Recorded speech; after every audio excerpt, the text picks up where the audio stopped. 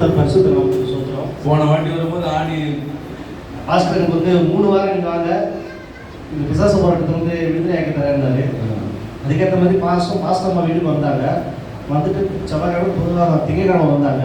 வந்துட்டு ப்ரேயர் பண்ணாங்க.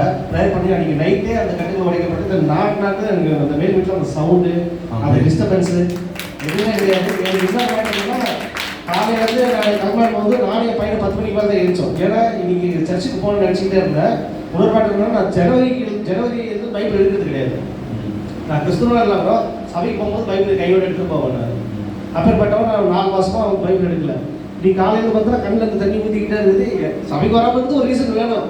அதுக்கேற்ற மாதிரி தான் எல்லாமே எனக்கு சுட்டப்பட அமைச்சிட்டு இருந்தது. சரி நம்ம சுகம் பெற்றுக்கிறோம், இதை சொல்லாம விட்டோன்னா அது ஒரு பாவம், திரும்பி அது ஒரு பக்கம் ஒரு பிரச்சனையாக வந்துடும்.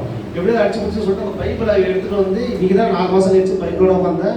எனக்கு அந்த பிசாசு போராட்டம் இல்லை, அந்த பழைய பிரச்சனை இல்லை. அதை பிரச்சனை வந்து நான் கேட்டது அது கொஞ்சம் கொஞ்சமாக அதுக்கு சால்வ் ஆகும். நீங்கள் 3 மாதம் டைம் 3 வாரம் டைம் கொடுத்தீங்க. 3 வாரத்தில் அந்த கட்டுகள் உடைக்கப்பட்டது. நான் நீங்கள் தான் வீட்டில்